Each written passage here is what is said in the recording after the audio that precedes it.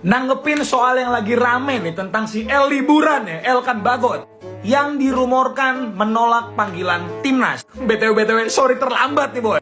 Mari kita bahas. Harusnya lu udah pada tahu nih ya soal berita ini. Kalau misalnya salah satu pengamat sepak bola senior di Indonesia yaitu adalah Bung Ropan yang dapat info atau dapat kabar ini langsung dari Pak Ketum PSSI. Ya kita sekarang posisiin diri kita ya, percaya aja ya. Kalau misalnya ini yang nggak bener ya tanya Bung Ropan, jangan nanya gua, oke? Jadi infonya kalau misalnya si El Liburan ini, si Elkan Bagot ini, itu udah dihubungi sama Patrick Kluivert sama PSSI, tapi dia memilih untuk fokus di klubnya. Menurut gue ini alasan yang sangat tidak make sense. Emang yang main di klub cuma Bagot apa? Dikira Itses, Tom Haye, Verdong, Hilger, pada kagak main di klub gitu, pada kagak mikirin tentang karirnya di klub gitu.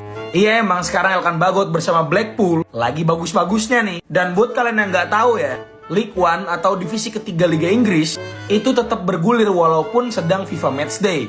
Ini setahu gue ya boy, tolong koreksi kalau salah. Ya jadi kalau misalnya alasan ingin fokus di klub ya masuk akal karena masih ada pertandingan di situ. Cuma ya balik lagi boy, sebagai seorang pemain bola, panggilan negara itu panggilan paling penting menurut gue ya. Karena muara terakhir dari seorang pemain bola adalah menjadi pemain tim nasionalnya. Padahal gue udah berharap banget nih si El Liburan duet sama El Kapten beneran nih, Jait Ses. Atau main 3 back sama El Nyengir, Hilgers. Tapi ya nyatanya kayaknya itu nggak mungkin terjadi kayaknya ya. Tapi sekali lagi boy, ini masih belum final, belum ada statement resmi juga dari Pak Ketum. Kita tunggu aja nanti sampai ke Garuda Calling ya boy. Jangan berasumsi yang enggak, jangan dulu nyerang pemain dulu, sabar ya. Tapi kita harus fair, kalau misalnya emang pemain itu ngelakuin salah ya kita kasih tahu kalau dia tuh salah gitu. Cuma cara ngasih taunya ya setelah kalian bebas balik masing-masing, oke? Menurut kalian gimana boy? Tulis di bawah ya. Jangan sampai kesiangan sahur ya boy. Terima kasih, jangan lupa di follow untuk update selanjutnya. Bye. Mungkin kita masih ingat ketika pembagian grup ronde ketiga kualifikasi World Cup 2026, khususnya di zona Asia. Bagaimana terlihat semua negara berebut ingin satu grup bersama Indonesia. Selain posisi ranking FIFA kita yang begitu tertinggal jauh, juga ada faktor historis yang mana timnas Indonesia dianggap adalah tim lemah yang bisa menjadi lumbung gol, apalagi bagi tim-tim Timur Tengah. Dan akhirnya benar saja, tim ini pun berada di grup paling mengerikan yang ada di zona Asia.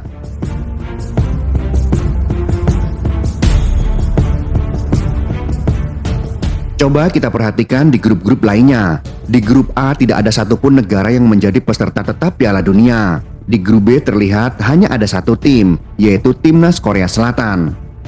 Seperti ketiban sial, di grup tempat di mana Indonesia berada, yaitu grup C, ada 3 tim yang menjadi langganan Piala Dunia selama bertahun-tahun. 3 tim itu adalah Jepang, Australia, dan Arab Saudi. Kemudian 2 tim lainnya yaitu Cina dan Bahrain, merupakan 2 tim yang dikenal mampu menggunakan kekuatan avatar. Jika avatar bisa mengendalikan 4 elemen, yaitu air, tanah, api, dan juga udara, ternyata berbeda dengan pengendalian yang dikuasai oleh Bahrain. Ternyata Bahrain memiliki kemampuan yang melebihi kemampuan avatar, yaitu mampu mengendalikan wasit. Sungguh grup ini dijuluki sebagai grup tersulit atau akrab juga disebut grup neraka zona Asia. Dalam perjalanan kualifikasi ronde ketiga di grup C, ternyata nasib sial itu juga dialami oleh negara-negara yang awalnya mereka pikir timnas Indonesia akan menjadi juru kunci dan menjadi lumbung gol bagi negara-negara yang rank FIFA-nya di atas kita. Namun dengan segala macam rintangannya, timnas Indonesia justru menempati posisi ketiga klasemen sementara. Dan yang paling menakutkan bagi tim lain tentu saja, negeri ini tampaknya benar-benar ingin menyingkirkan Australia dari posisi runner-up di grup C. Hal tersebut tentu saja tak terjadi secara kebetulan, melainkan karena ada sebuah impian besar, juga kerja yang teramat keras dari defender sekaligus kapten timnas Indonesia, yaitu Jay Itzes dan kawan-kawan. Udah siap war tiket? Ini dia info penjualan tiket Indonesia Bahrain. Ya, penjualan tiket pertandingan antara Indonesia melawan Bahrain akan dibuka pada tanggal 4 Maret 2025. Tiket dapat dibeli melalui aplikasi Livin by Mandiri. Buat kalian yang belum punya rekeningnya, langsung aja buka rekening sekarang dan catat tanggalnya guys. Karena kita akan rebutan dengan ribuan supporter timnas Indonesia yang lain. Untuk informasi harganya, sepengetahuan gue tidak ada kenaikan harga. Tapi untuk pastinya tunggu tanggal 4 Maret. Pengen nonton di mana? Di atas, di belakang gawang, atau di VIP? Komentarnya sik.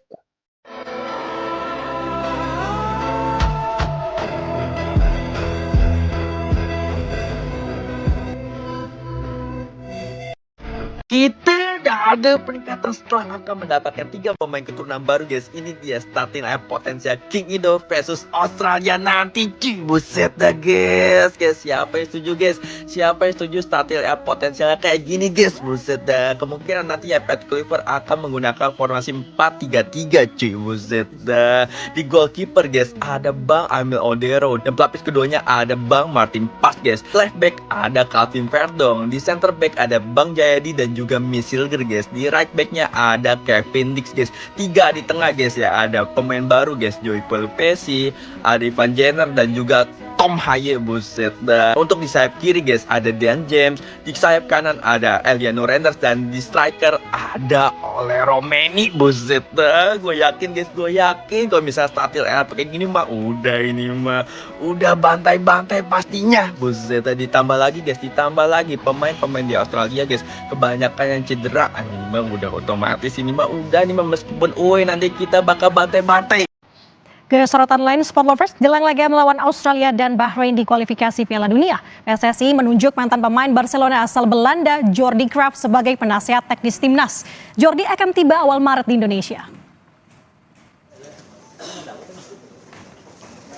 Ketua Umum PSSI Erick Thohir menyebut Jordi Cruijff, putra legenda Belanda Johan Cruijff, sudah menandatangani kesepakatan pada Selasa dini hari waktu Indonesia.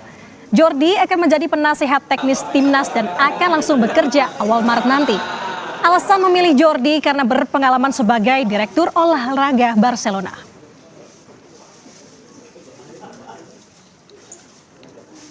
Pada saat ini saya baru bisa mengumumkan figur yang sepertinya juga bisa mengupgrade daripada yang saya sampaikan sebelumnya, yaitu technical advisor untuk tim nasional kita, yaitu saudara Jordi Cruijff yang terakhir memang menjabat sebagai sporting director di FC Barcelona. Kenapa kita mengambil Jordi Cruijff juga? Memang kalau kita lihat kan Barcelona salah satu klub yang mempunyai filosofi bermain dan konsisten sampai hari ini. Dan Barcelona juga berhasil melahirkan bintang-bintang besar. Jordi Cruijff merupakan mantan pemain Barcelona dan juga pemain timnas Belanda. Jordi yang merupakan anak legenda Belanda, Johan Cruijff, juga pernah menjadi striker Manchester United dan Alaves. Setelah pensiun Sport Lovers, Jordi beralih menjadi asisten pelatih klub asal Malta Valletta dan juga menjadi pelatih dan manajer untuk klub Sirpus AEK Larnaca. Terakhir, Jordi menjadi direktur olahraga Barcelona. Buat yang masih penasaran sama Garuda Calling, ini dia nih tanggal pastinya. Sebelum gua kasih tahu, buat yang pengen update terus tentang informasi sepak bola Indonesia dan timnas, bantu follow gue dulu yuk, ilangin tanda sebelah, dipencet. Sikat. Pemanggilan nama kapan bang? Pemanggilan pemain diumumkan kira-kira bang? Kira-kira pasti mungkin seminggu sebelum pertandingan. Informasi dari Pak Arya Sinulinga 7 hari sebelum kick-off, yaitu tanggal 13. Karena kick-off pertama yaitu pada tanggal 20 ketika kita away ke Australia. Dan kick-off berikutnya yaitu tanggal 25 ketika menghadapi Bahrain di Jakarta. Menurut kalian gimana? Kira-kira masih lamakah tanggal 13? Atau justru bisa dimajuin? Tunggu aja guys. Komentarnya sikat. Kalian ini semua bisa main gak sih? Kima. Kita ini ada di liga korupsi, liga paling keras di dunia. Kamu bisa korupsi nggak sih sebenarnya? Maaf pelatih Alyong, tadi saya kalah korupsinya sama yang itu lain. Itu bukan alasan. Harusnya kamu bisa korupsi lebih banyak. Tahu nggak sekarang kita di peringkat berapa? Kita di peringkat 15. Kita bisa kena degradasi kalau kayak begini. Kamu kan harusnya striker di sini. Harusnya kamu korupsi yang paling banyak. Apa kendala kamu? Saya takut ketahuan KPK kok Alyong. Aduh, takut ketahuan KPK. Kalau takut ketahuan KPK, bayar. Kima. Pokoknya kita harus buktiin, kita tunjukin kalau kita adalah tim korupsi terbaik supaya kita bisa menang di liga korupsi di Indonesia. Semuanya semangat menuju Indonesia emas. Oke, Kima, ayo pergi korupsi sana.